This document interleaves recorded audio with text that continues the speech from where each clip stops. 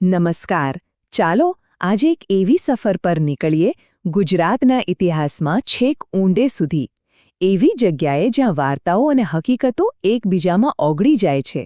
આપણે સમયમાં પાછા જઈશું છેક એના મૂળ સુધી. તો સવાલ એ છે કે ગુજરાતની આ કહાણી એની શરૂઆત ખરેખર ક્યાંથી થાય છે? કોઈ રાજા મહારાજાથી, કોઈ મોટા સામ્રાજ્યથી?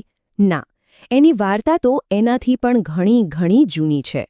એનો જવાબ આપણને મળશે પૌરાણિક કથાઓ અને આપણી પ્રાચીન પરંપરાઓના સંગમમાં. તો આપણી આ સફરનો પહેલો પડાવ ગુજરાતના પૌરાણિક મૂળ. આપણે એક એવા સમયમાં જઈ રહ્યા છીએ જ્યાં રાજપાટ કોઈ રાજાઓ નહીં પણ દેવતાઓ અને ઋષિમુનિઓ સંભાળતા હતા. અને હા, એ પ્રદેશોના નામ પણ એમના પરથી જ પડતા હતા. વાત એમ છે કે પુરાણોમાં લખ્યું છે કે સૂર્યપુત્ર વૈવસ્વત મનુને 10 પુત્રો હતા. હવે આ 10 દીકરાઓને વારસામાં આખા ભારતના જુદા જુદા પ્રદેશોનું રાજ મળ્યું. અને બસ અહીંથી જ ભારતના જે પ્રાચીન રાજ્યો હતા ને એનો પાયો નંખાયો. હવે આ 10 પુત્રોમાંથી એક નામ ખાસ યાદ રાખવા જેવું છે: શરિયાતી. કેમ? કારણ કે એમને જ એ પ્રદેશનું શાસન મળ્યું જેને આજે આપણે ગુજરાત કહીએ છીએ. એટલે પૌરાણિક માન્યતા પ્રમાણે શરિયાતી આ ધરતીના પહેલા રાજા હતા. તો શરિયાતી તો રાજા બન્યા. હવે વાત કરીએ એમના અને એમના પ્રદેશ આનર્તની. ચાલો જોઈએ કે આ રાજા અને એમના પરિવારે આ આખા પ્રદેશને પોતાની ઓળખ કેવી રીતે આપી. રાજા શરિયાતીને 2 સંતાનો, એક દીકરો આનર્ત અને બીજું કોઈ વિચારવાની જરૂર જ નથી. એના નામ પરથી જ આખો પ્રદેશ આનર્ત કહેવાયો. અને એક દીકરી હતી સુકન્યા, જેમની કહાણી તો ખૂબ જ રસપ્રદ છે. જુઓ, સુકન્યાની આ વાત કોઈ સાદી સીધી રાજકુમારીની વાત નથી.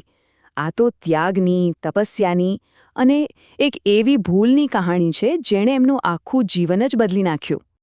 તો થયું એવું કે રાજકુમારી સુકન્યાને એક રાફડામાંથી 2 વસ્તુઓ ચમકતી દેખાઈ. હવે બાળ સહજ જિજ્ઞાસાથી એમણે એમાં લાકડી નાખી. પણ એમને ક્યાં ખબર હતી કે અંદર કોઈ ઋષિ તપ કરી રહ્યા છે. એમણે અજાણતા જ ઋષિ ચ્યવનને અંધ કરી દીધા.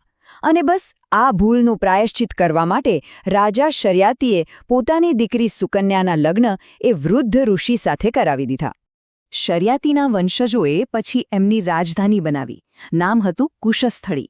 હવે આ નામ બરાબર યાદ રાખજો, કારણ કે આ એ જ શહેર છે જેનો ઇતિહાસ આગળ જઈને સીધો ભગવાન કૃષ્ણ સાથે જોડાશે. હા, આ જ કુશસ્થળી જે પછીથી બની સુવર્ણનગરી દ્વારકા. તો કુશસ્થળીની વાત તો થઈ. હવે આપણે પૌરાણિક કાળમાંથી થોડા આગળ વધીએ અને આવી જઈએ મહાભારતના સમયમાં. અહીંથી ગુજરાતની ધરતી પર એક સાવ નવો જ અધ્યાય શરૂ થાય છે. મહાભારત આ માત્ર એક ગ્રંથ નથી. આ એક એવું મહાકાવ્ય છે જેણે ગુજરાતના ઇતિહાસને, એની સંસ્કૃતિને મૂળમાંથી ઘડ્યો છે, એને એક નવો આકાર આપ્યો છે. હવે મહાભારત કાળમાં શું થયું? જરાસંઘના ત્રાસથી કંટાળીને યાદવોએ મથુરા છોડ્યું અને પશ્ચિમ તરફ આગળ વધ્યા. અને અહીં આ જ ધરતી પર એમને પેલું શરિયાતીના વંશજોએ છોડેલું ઉજ્જળ શહેર મળ્યું, કુશસ્થળી. યાદવોએ શું કર્યું? એ ઉજ્જળ કુશસ્થળીને ફરીથી બેઠી કરી, એનો જીર્ણોદ્ધાર કર્યો, એને એક ભવ્ય અને એકદમ સુરક્ષિત નગરી બનાવી અને એને એક નવું નામ પણ આપ્યું, દ્વારાવતી. અને હા, આ એ જ દ્વારાવતી એટલે કે આપણી સૌની દ્વારકા, ભગવાન શ્રીકૃષ્ણની સુવર્ણ નગરી.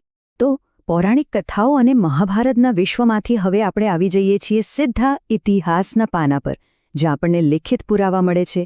અને વાત કરીશું મૌર્ય સામ્રાજ્યની, જે ગુજરાત પર શાસન કરનારું પહેલું ઐતિહાસિક એટલે કે રેકોર્ડેડ સામ્રાજ્ય હતું. જરા આ નકશા પર નજર કરો. આ મૌર્ય સામ્રાજ્ય કેટલું વિશાળ હતું.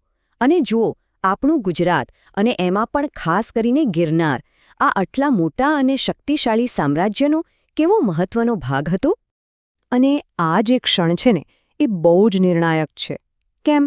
કારણ કે મૌર્ય શાસન શરૂ થતાં જ ગુજરાત પેલી પૌરાણિક કથાઓની ધુમ્મસમાંથી બહાર આવ્યું અને લેખિત ઇતિહાસના અજવાળામાં આવ્યું. બસ અહીંથી જ આપણને નક્કર પુરાવા મળવાનું શરૂ થાય છે. હવે આ મૌર્ય યુગમાં 2 એવા સમ્રાટો થયા જેમણે ગુજરાત પર પોતાની ઊંડી છાપ છોડી. પણ મજાની વાત એ છે કે બંનેના વારસા એકબીજાથી સાવ અલગ હતા.